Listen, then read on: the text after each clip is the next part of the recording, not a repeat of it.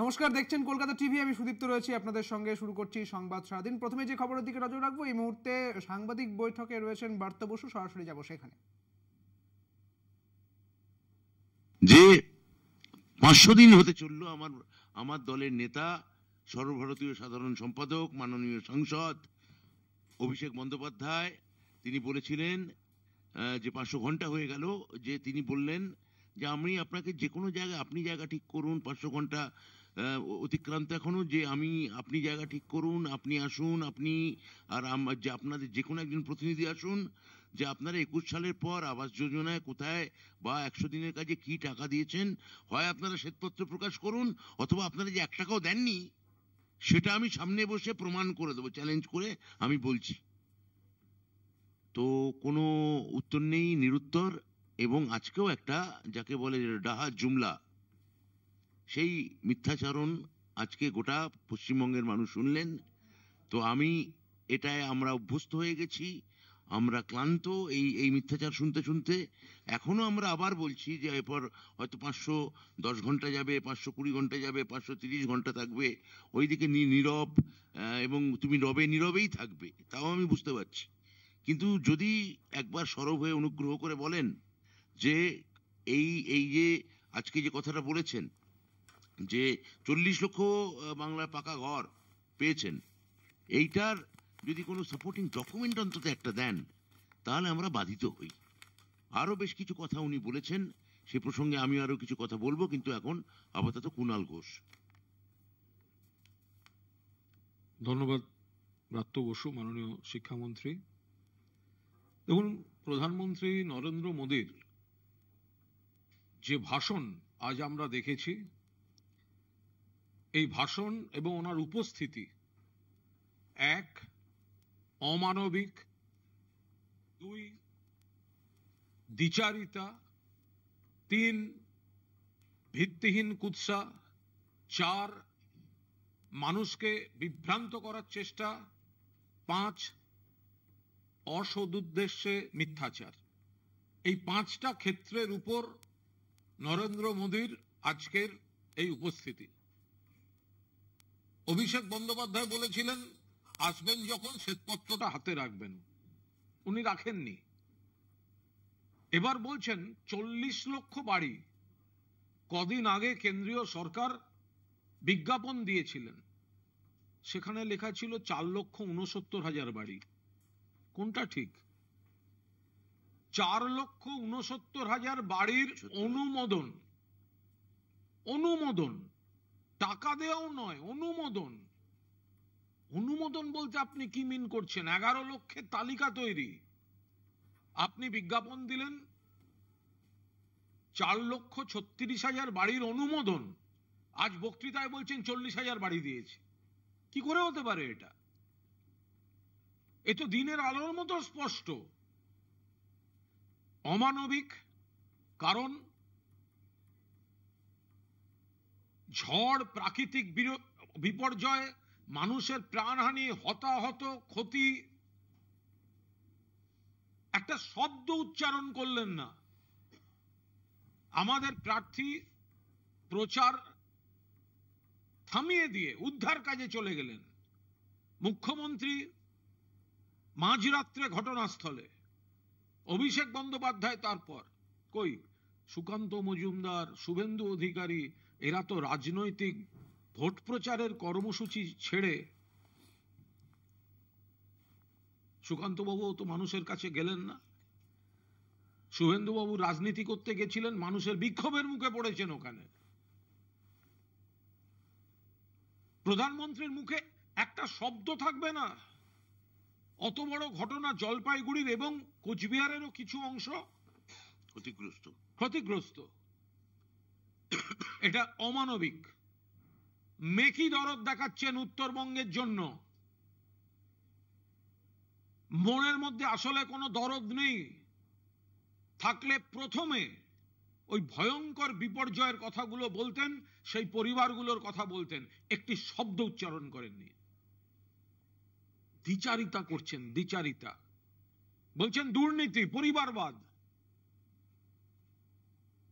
হেমন্ত বিশ্ব শর্মা, নারায়ণ রানে, শুভেন্দু অধিকারী, অজিত পাওয়ার, সর্বশেষ প্রফুল্ল প্যাটেল, যাদেরকে নরেন্দ্র মোদীরা চোর বলেছেন, সিবিআই ইডি লাগিয়েছেন। যেই বিজেপিতে গেছেন অথবা এনডিএতে গেছেন তারা সাধু হয়ে গেছেন। মোদীর পরিবার এই অসাধুদের পরিবার। মোদীর পরিবার বলছেন যাকে, মোদীর পরিবার হেমন্ত বিশ্ব শর্মাদের পরিবার। মোদীর পরিবার হেমন্ত বিশ্ব শর্মা, শুভেন্দু অধিকারী, অজিত পাওয়ার, নারায়ণ রানে, প্রফুল্ল প্যাটেলদের পরিবার, যাদেরকে বিজেপি চোর বলেছিল।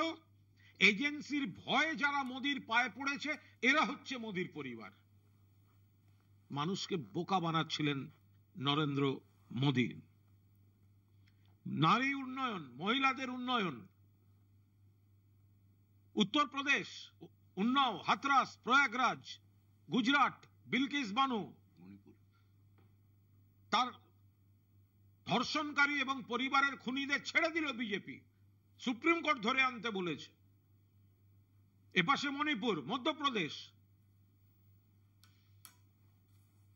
আর সোনার মেয়ে সাক্ষী মালিক, তারা যখন বলছেন যে নরেন্দ্র মোদীর সাংসদ ব্রিজভূষণ তাদের শ্লীলতাহানি করেছে, তাদের বিরুদ্ধে ব্যবস্থা হয় না, এরা মহিলাদের জন্য দরদ দেখাচ্ছেন। আর বাংলায় মহিলাদের আর্থিক অধিকার, সামাজিক অধিকার, রাজনৈতিক অধিকার যিনি দিয়েছেন তার নাম মমতা বন্দ্যোপাধ্যায়। মনে রাখবেন, নরেন্দ্র মোদীর সরকার দেশে প্রথম পুরস্কার, প্রথম স্থান নারীদের নিরাপত্তা, কলকাতা, পশ্চিমবঙ্গ। আর নারীদের উপর নির্যাতনে এগিয়ে উত্তরপ্রদেশ, মধ্যপ্রদেশ। সেই প্রধানমন্ত্রী মহিলাদের কথা বলছেন।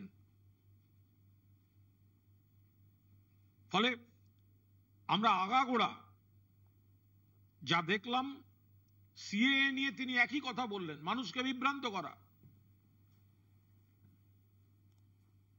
এমন কোন কাগজ নরেন্দ্র মোদীর কাছে আছে অথচ এই মানুষগুলোর কাছে নেই, যাতে নরেন্দ্র মোদী নাগরিক, এনারা নাগরিক নন। মমতা বন্দ্যোপাধ্যায় বলেছেন যাদের নাম ভোটার তালিকায় আছে, যারা ভোট দিয়েছেন, আধার কার্ড আছে, নথি আছে, নাগরিক। কারণ নাগরিকত্ব কারার অধিকার বিজেপির নেই।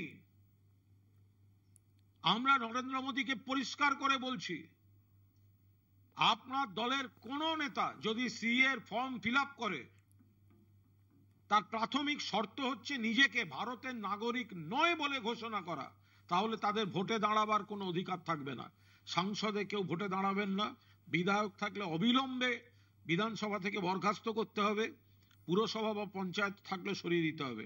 কারণ সিএ ফর্ম ফিল আপ করা মানে ঘোষণা করা যে আমি ভারতবর্ষের নাগরিক নই।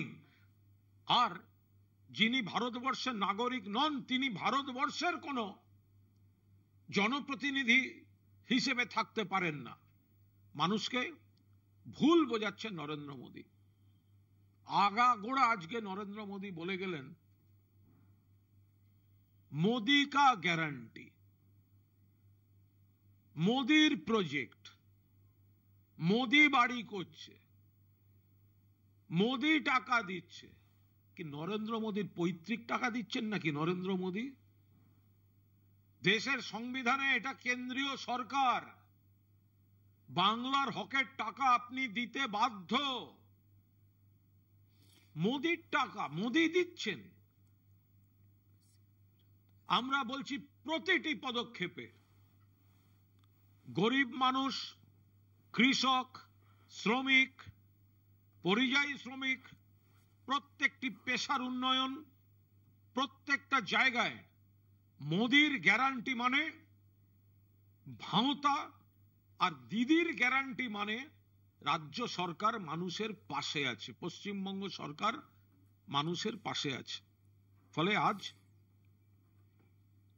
নরেন্দ্র মোদীর কুৎসা করেছেন বেশি, জোশ ছিল না বক্তৃতায়, বুঝতে পারছেন বাংলায় ভরাডুবি হতে চলেছে। জোশ ছিল না বক্তৃতায়, বুঝতে পেরেছেন দিল্লিতে আর ক্ষমতায় ফিরছেন না। বিজেপি আর এনডিএ 200 ক্রস করার জায়গায় নেই। বিকল্প সরকার আসছে, আর বাংলার মাটিতে 42টি কেন্দ্রে তৃণমূল কংগ্রেসের ছুঁড়ে দেয়া কঠিন চ্যালেঞ্জের মুখে পড়ে গেছে বিজেপি। বিজেপি জানে তৃণমূল কংগ্রেস 30 থেকে 35টি আসন বাংলা থেকে পেতে চলেছে, তাই নরেন্দ্র মোদীর জোশ নেই। নরেন্দ্র মোদী সিপিএম কংগ্রেসকে ব্যবহার করছেন। বাংলায় বিজেপি 2 ভাই, সিপিএম আর কংগ্রেস আই। নরেন্দ্র মোদী সিপিএম কংগ্রেসের নাম উচ্চারণ করে করে তারা যাতে একটু ভোট কাটে। নরেন্দ্র মোদী তো মনে হচ্ছে বিজেপি সিপিএম কংগ্রেসের যে ফ্রন্ট হয়েছে তার চেয়ারম্যান। বিজেপির 2 ভাই সিপিএম আর কংগ্রেস আই। নরেন্দ্র মোদীর আজকের ভাষণে আমি যা যা বললাম, এক অমানবিক এক উপস্থিতি, যেখানে ঝড় প্রাকৃতিক বিপর্যয়ের পরিবারগুলোর জন্য একটা শব্দ নেই। দ্বিচারিতা, যে অভিযোগগুলো বিজেপির ক্ষেত্রে প্রযোজ্য, কাঁচের ঘরে বসে আয়নায় কাঁচের ঘরে বসে ঢিল ছুঁড়লেন। 3 নম্বর, ভিত্তিহীন কিছু অভিযোগ, যে অভিযোগগুলো তাদের বিরুদ্ধে করার কথা। 4 নম্বর, প্রতিশ্রুতির নামে ভাঁওতা। এবং কুৎসা। এই কাজগুলো নরেন্দ্র মোদী করে গেলেন, এবং মানুষ নিজের জীবনের অভিজ্ঞতা থেকে তারা জানেন যে নরেন্দ্র মোদী যা বলছেন সেটা মিথ্যা, তার ভিত্তি নেই। মোদীর গ্যারান্টি মানে শূন্য, আর দিদির গ্যারান্টি মানে রাজ্য সরকার শীত গ্রীষ্ম বর্ষা, দিদির গ্যারান্টি ভরসা। ফলে নরেন্দ্র মোদী আজ এইটুকু বুঝে গেলেন যে তিনি তাকে, তার দলকে, তার সরকারকে বাংলা প্রত্যাখ্যান করতে চলেছে। শুভেন্দু অধিকারীদের মতো দুর্নীতিগ্রস্ত, যাদের দুর্নীতি বিজেপি বলছে, তাদের দলে নিয়ে দুর্নীতির বিরুদ্ধের কথা, অধিকারী প্রাইভেট লিমিটেডকে বিজেপিতে নিয়ে পরিবারবাদের বিরুদ্ধে কথা, একটা নয়া পয়সা বাংলার জন্য না দিয়ে এই দিয়েছি ওই দিয়েছি মিথ্যা দাবি করা, শ্বেতপত্রের নথিটা পর্যন্ত আনেনি। যদি ক্ষমতা থাকতো, যেগুলো দিয়েছেন বলেছেন, অভিষেক তো চ্যালেঞ্জ করেছিল, ব্যাংক অ্যাকাউন্টের কাগজটা তুলে ধরলেন না কেন? যে দিল্লির কোন অ্যাকাউন্ট থেকে পশ্চিমবঙ্গ সরকারের কোন অ্যাকাউন্টে টাকা গেছে? প্রথম সভাতেই ব্যাকফুটে বিজেপি, হার মেনে নেওয়ার সুর বিজেপির গলায়। নরেন্দ্র মোদীর উৎসাহ চলে গেছে। প্রথম দিন বাংলায় তালিকা ঘোষণা